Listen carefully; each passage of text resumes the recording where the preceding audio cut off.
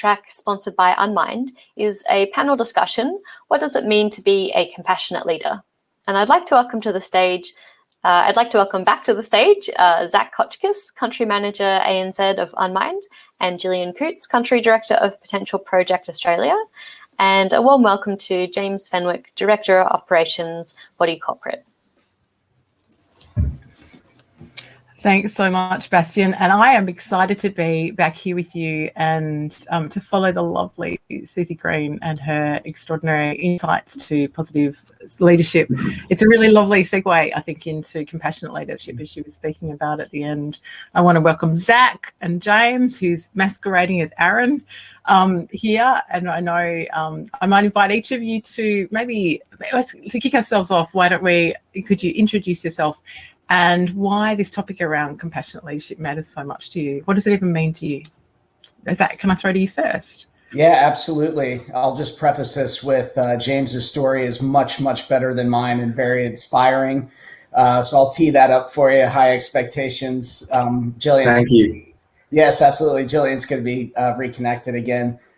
So for those that I haven't met, Zach Hotchkiss, Country Manager for Unmind, come from a long lineage of tech and digital innovation. I've been with the business now to kick off our operations in ANZ, here for about almost a year.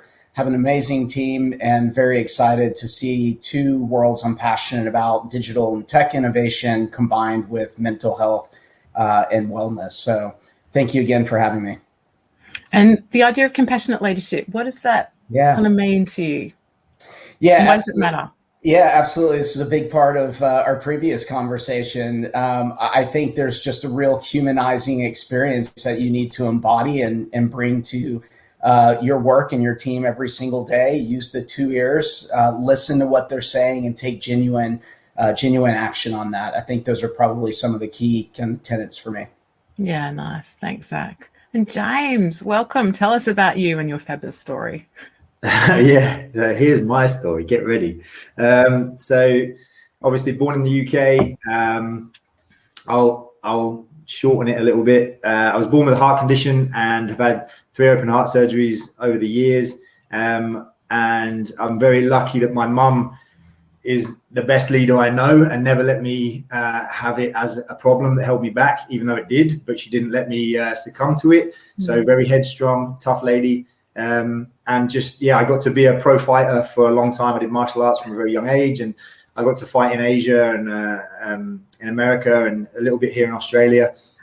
So I got to do a lot of cool things before my last surgery, which because of some mechanical components and stuff they had to put in my heart, then that sort of ended that piece of what I did. But throughout all of that, I had to work. It wasn't quite the sport it is now, so I had to work. And I've worked for a few big companies, KPMG and a few other big companies, but for the most part, I've just loved building my own stuff, building my own businesses. And I've also taught a lot as well. I've done in health and fitness in terms of coaching and training, strength and conditioning coaches and fight coaches and nutritionists and stuff as well.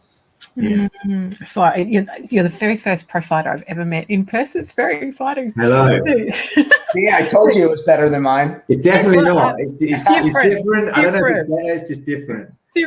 But Aaron, sorry, I called you Aaron for a second. James, compassionate leadership, clearly there's a lot of vulnerability in what you've talked about. What does compassionate leadership mean to you?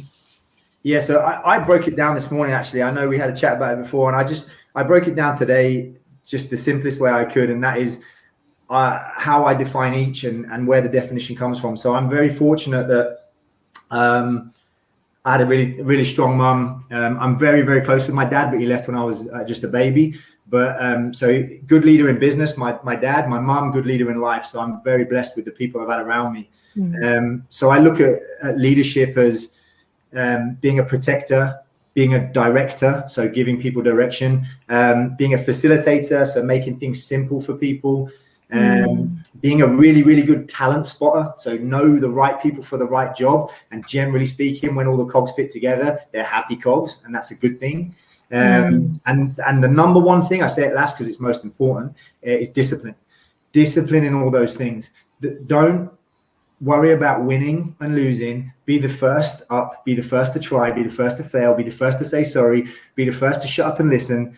be the first at everything, and all those wins come. Just be the first, and that takes a lot of vulnerability. And then I put that with compassion, which is for me empathy. A huge thing is self-reflection, being able to look at yourself and objectively. That's another thing, being objectively able to see where your lack of strength is rather than focusing on weaknesses. It's just a lack of strength. Do you need it? Do make it stronger? Listening, obviously, to understand rather than to reply, which I think a lot of us can be guilty of sometimes. Humility and integrity. So just things that draw people to you naturally. That's generally how I put compassionate leadership together. That's beautiful. And so, James, you've said a lot of the kind of conditions, the causes and conditions that give rise to that sense of compassionate leadership. That's beautiful. It's interesting because I've been, as part of the Potential Project, so I'm Gillian, as you might have heard earlier, lead an organisation called the Potential Project here in Australia, and we are a global firm that researches and develops leaders and teams. And in some of our work around wise compassion, compassionate leadership, and we've got a book coming out at the end of the year with Harvard Business Review on human leadership, and particularly compassionate leadership, part of that.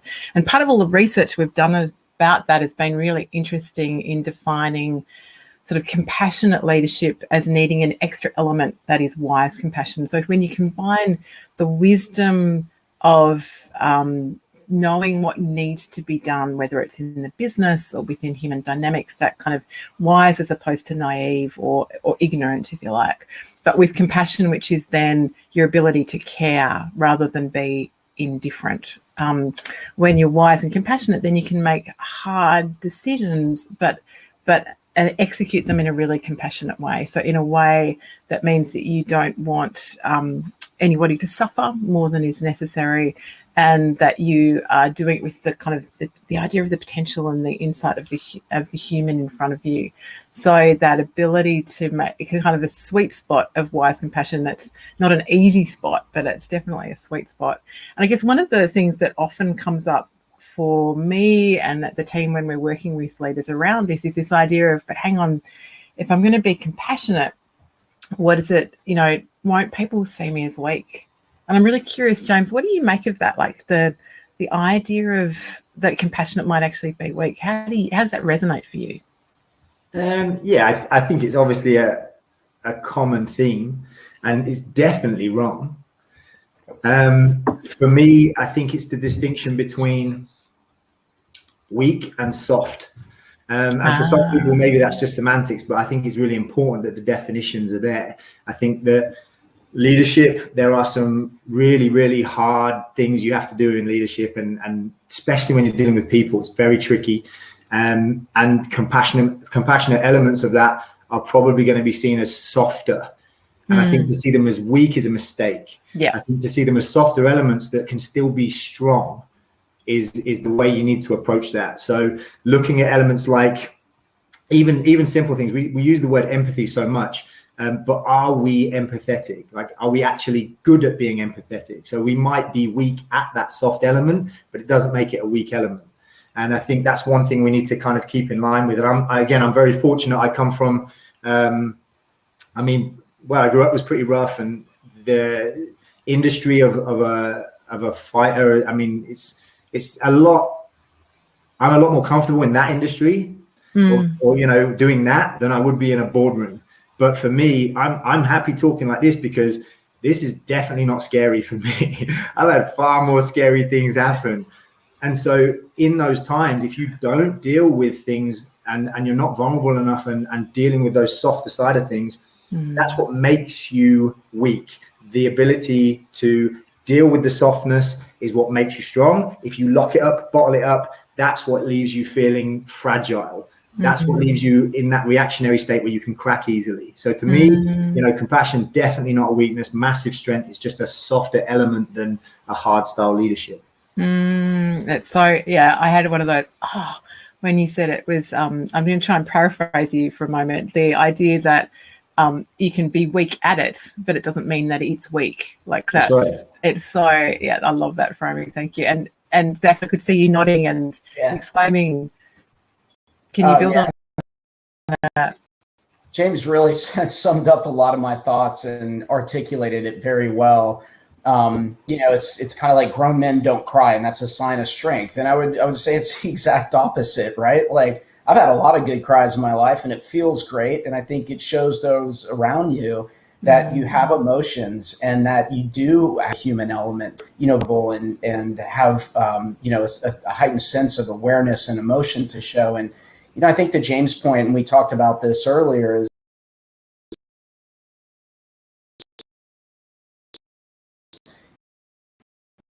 those that don't show compassion and don't have, empathy towards others, that's actually a weak sign. That's actually a weak sign of character, right? And I think the more that we can lean into that, and again, I use the word humanize a lot, and we humanize our emotions and our feelings and relate to those individual, the stronger they see a human being that also has, emotions and feelings. Absolutely. It's interesting. There's a great, I think, Joan Halifax in the States talks about this, and I think Brené Brown has picked it up as well, this idea of the strong back but the open heart. That kind of ability to have strength and open heart is such an important metaphor, I think, for what you're talking about. I love that. That is a great saying. I'm all about quotes, and I'm definitely taking that one down. That strong back, open heart. And I think there's a bit of chat going on around this idea of empathy and compassion. And I thought I'd just pop into the conversation what we know neurologically about empathy and compassion, that we all as humans empathize, like through the mirror neurons in each side of our prefrontal cortex. We take in another person's experience, and when we empathize, what we're literally doing is taking in that experience and running it through our own pain matrix within our brain. And so therefore we know what another person has experienced because we literally suffer with them if they're suffering, and we can notice joy if we notice joy. But compassion, actually, from a neurological perspective, with the different definition of my intention that another person not suffer, that they be happy. Actually, when we stick you under an fMRI scanner, it lights up an entirely different part of your brain, which is the areas associated with love and reward. So this ability, I think, the more and more, we've interviewed over 250 leaders around compassionate leadership, and this idea around practicing this is when you can notice that your empathy, because you naturally empathize. Most people will naturally empathize with people and take on their experience. Our ability in that movement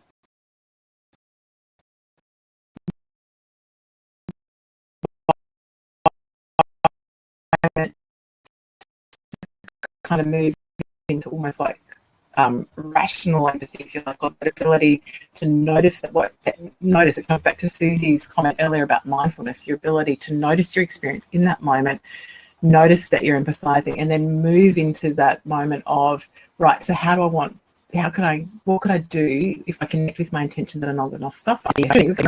Curious, maybe, Zach, to go back to you, this idea of when has it been hard to be a compassionate leader? Can you give us an experience that you've had where it's been hard to be a compassionate leader, and what have you done to kind of bring yourself forward from that? Yeah. If that's and I hear it's a strong value for you. Yeah, I think the one that I reflect on would be, having to make people redundant or having to let people go due to performance-related issues. It's the hard fact of business, right? I'm in the enterprise software world. I consider it almost professional sports in the business world. And it's high pressure, it's high stress, it moves fast, the numbers are big, it's never, enough, never too soon. And we hire top performers. And if you can't live in that world and operate in the world, the reality is there has to be hard calls that are made. And it's the worst thing as a leader to have to, terminate someone's role within the business or, just shrink the organization due to a different direction in the business, or whatever it may be. And that's hard. And you have to have compassion because these are humans. They have, a life. They're working hard. They're doing everything that they can to perform. But you have to put, yourself in their shoes, and you have to empathize with them. and explain reasons behind that, and ensure that they have the smoothest exit out of the organization. I think that's probably the hardest part of my job. It's not hitting numbers. It's not growing a business. It's ensuring that your employees are thriving in a way in the workforce that they're growing themselves. And unfortunately, when you have to make those hard calls, that's a really difficult decision, but you have to encapsulate the compassion element. And how do you do that? So what do you do to help connect yourself with compassion in that moment? Because it's hard, right? Because you're feeling uncomfortable. It's the sick feeling in the tummy. What do you do? Yeah. That's a really hard one for me to answer directly. I mean, it's like a natural conversation where I'm putting myself in their shoes. They have a family, they have a spouse or a partner, they have, responsibilities and bills to pay. And just listening to them and understanding some of the stress that's coming out of the conversation and what's ahead. I've had plenty of hard times in my life. I think you learn a lot from that. You gain thick skin. My wife and I were laid off 5 times in a 2-year span in the .com bust. And that's a lot to take in. Fortunately, I didn't have a family at the time, and I was a bit more nimble and a bit younger in my career, but I can put myself in their shoes and speak from experience. And so I think that's probably the best way that I can, put myself in kind of on that level. Yeah. Yeah. So that really connecting with your intention that you don't want them to suffer. And so how can you be kind through that period as much as you can? 100%. Yeah, absolutely. How about you, James? When's it hard? When's it hard? Actually, I did have one, which was more of a business one, but I just thought of one that actually might just be in contrast to Zach's, because Zach's is kind of work-based. This is still work-based. So I was coaching a guy, and he had a fight. We were in Thailand, and he had a fight. It was his first fight, and definitely wasn't ready. And I had the conversation with him that he wasn't ready, and he didn't care. So my I guess you could say it was a mistake. I could have said, that's it, I'm not going to help you. But he would have found someone else, and they would have taken him. So I thought, well, I'll stay with him, and then at least I know I can take care of him if there's a problem. So anyway, had his first fight, and it went really badly. First round, very, very bad. He got really badly hurt. We had a conversation in the corner, and it kind of plays along the lines in a different kind of story, but kind of metaphorically similar to Zach's. I said to him, that's it, we're done. And he was very unimpressed, and he gave me some choice words, and I said, all right, if you want to go, go. So he did another round, and it went even worse for him. And then I threw the towel in, and he came back to the corner and was very unhappy with me, went back, got stitched up, didn't talk to me for about a week. I mean, really, I was the devil right then. And then when we finally got to talk, he'd had a chance to kind of come around to it. And the way I dealt with that was I explained to him the importance of the potential I saw in him, but not doing that thing. And so he had phenomenal potential. And what he needed to hear was, you're amazing at X, Y, and Z, but you're trying to do that through A, B, and C. And there's nothing wrong with doing what you're doing, but you'll get average, and you're better than average. You have the potential to be great, but it's doing X, Y, Z. And that's why I stopped you, because I know where you're going to go from here, and you just have to trust me. And if it takes you 5 years to forgive me, that's okay, because I promise you, I can see that and you can't, and you just need to trust me. And so similar sort of thing. I didn't have to make him redundant, but I did have to stop him getting a beating, which was pretty severe. So yeah, my thing was very tough situation. You've got to have thick skin and know that it's not always personal. For them, definitely, but for you, take it on the chin, understand it, be thick-skinned, understand their point of view. And then, yeah, for me, it was more about giving him as much feedback as I could about the greatness that I could see him in doing other things, and how he should follow that route. And if he wanted to, that's great. But this way was not the way. That's probably, from a sports perspective, that's the toughest moment I've had, watching somebody I care about go through that and then have to disappoint them and then bring them back round. I would love to add to that, Aaron. I mean, the one thing that I take away from that conversation is, we're brought up, you can do anything you want. You can do anything you want. And I understand the premise of, the statement and the coaching. And I hear that a lot from, my parents when I was growing up. But I think it's okay to realize some of your shortcomings that maybe you don't do well and is going to be very difficult for you to do. I shared with, the group during my keynote that I have ADHD. I'm totally comfortable with it. There are things that I know my brain is not wired to do well, but there's also things that my brain are very much wired to do well. And so I recognize those and I put them into practice. And I think the way that you coached him up, A, you probably saved him from a really bad third round. But B, you coached him up to go focus in areas that he was strong on. And I think that's a great sign of leadership from you, James. Appreciate it. It's kind of the kind kick in the ass, isn't it, really? It is. It's that. And that's the job. That's the job of a compassionate leader. Yeah. You have to do the kick in the ass, but be kind. Yeah, absolutely. I think the story that for me about finding it hard to bring compassionate leadership is I'll choose it again as a slightly different side on it. I had an experience, this is a bit about self-compassion and compassion for others. A number of you that are watching might have had this similar experience as we started going into lockdown last year and everything was going to hell. And I sat at the time on the board of a big aged care not-for-profit organisation, and so there was all of and community service and things, and there was all of we didn't have enough PPE for protective equipment for all of the staff. We knew that we were sending them out into environments where they would be at risk, and it was an incredibly scary time. And I noticed as I started to prepare for the next board meeting, so this was in March, that I actually felt sick and didn't want to read my board papers. And part of that was so what it started out as was just avoiding procrastinating, not reading my board papers at all. And then as I'm kind of getting close to the board meeting, I'm going, God, I've got to read them. I've got to just show up. And I noticed that it was that I felt technically completely incompetent. Like when we talk about that wise compassion, I felt completely unwise and ignorant about what was going on. Not in my governance role, but in actually how to cope with a pandemic in an aged care facility. I just felt like I had technically nothing. And so I read my board papers, show up at the board meeting. So in that moment, it was really hard for me to feel wisely compassionate because I had nothing in terms of technical capacity to offer. It was the story I was telling myself. And so not particularly a self-compassionate story at that moment. And so we turn up to the board meeting. And in the board meeting, it's a tough board meeting. We're having to make some really challenging decisions about priorities and things. And at one point, the CEO actually started to cry as she was describing what was happening. And she quickly, because as we do, she went, oh, no, I'm fine. Nothing to see here. I'm fine. You don't need to worry about me. I'm fine kind of thing. And she would have said that maybe 5 times. This was a 6-hour board meeting. She would have said that maybe 5 times throughout the whole board meeting.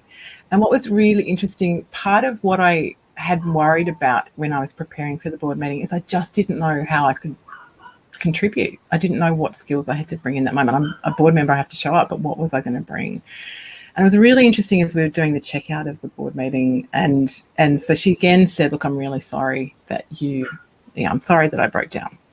And I just in that moment felt compelled to say, can I just stop you and can we reframe what happened there? Because for me, what I saw wasn't you breaking down. Actually, what I saw was you stepping up into this incredible complex problem that we have. If you weren't moved by what was going on, you would be inhuman. And it was in that that I kind of went, oh, maybe this was, I had to be here just in these 6 hours so I could make this comment. Maybe this was it. Because she came up to me afterwards and said, oh, thank God you said that, because it just reframes. So I think when we are particularly critical on ourselves, it can be hard to connect with that sense of wise compassion. But that sense of just being moved, I see a person suffering. So for me, the thing that gets me out of when it's hard is focusing back on the other person. This is not about me. This is about them. And how can I be of service and reduce their suffering, help them be happy? That's the thing that draws me back out, I think. And I'm conscious we've got about 6 minutes left. And I'm curious if there's any questions from the audience that you want to raise. I'm going to plant that as a seed for you now. And before I come back to the men around, practical practices do you keep to maintain your habit? Because I think compassionate leadership is a habit that we have to practice. what are some of the things that you do to help yourself stay in this space of compassionate leadership? Yeah, I can jump in on that one.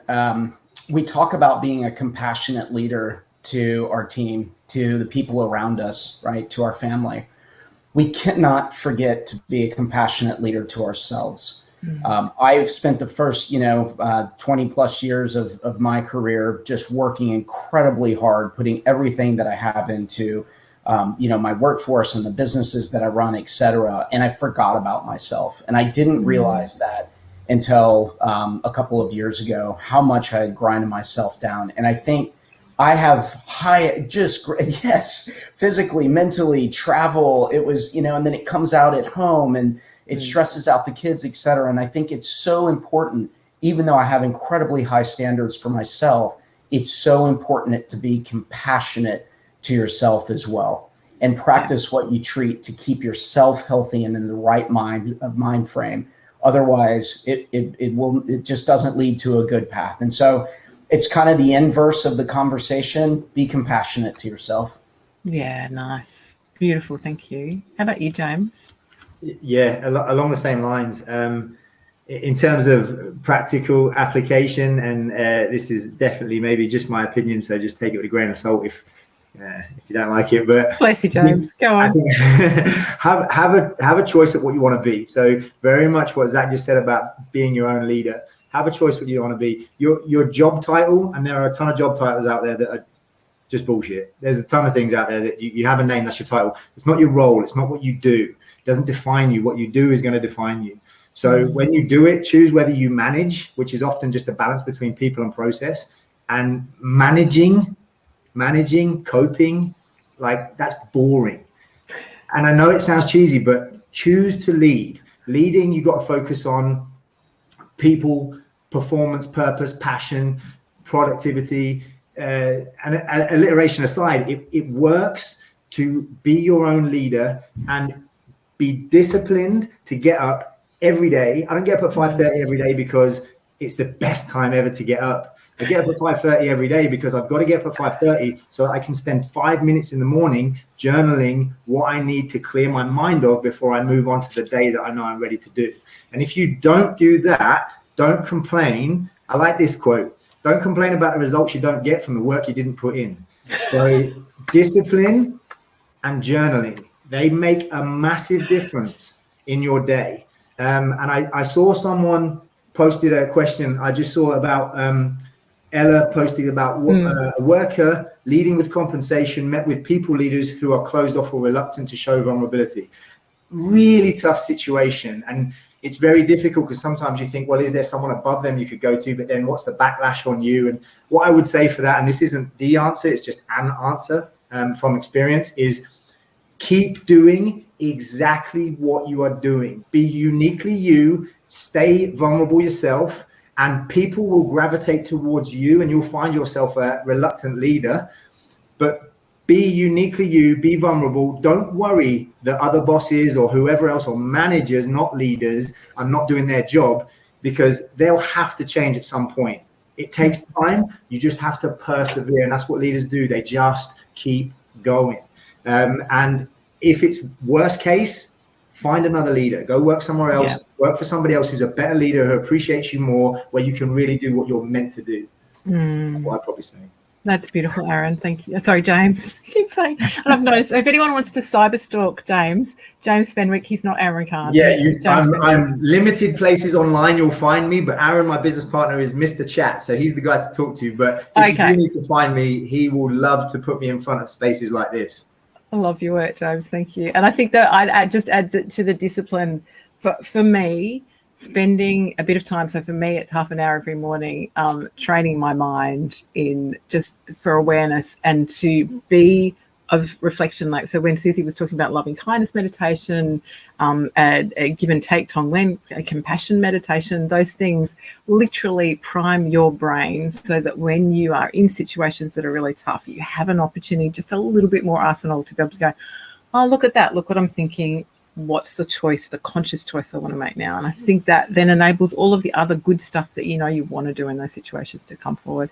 So thank you so much to the three of you, actually the two of you and Bastian, for being part of this conversation, and everyone in the chat. We've really appreciated your encouragement and connection in this as well. So thank you so much, team. And thank you, back Zach. to you, Bastian. Thanks, James. Thanks, Gillian. Appreciate it. Thank you so much, Gillian, Zach, and James.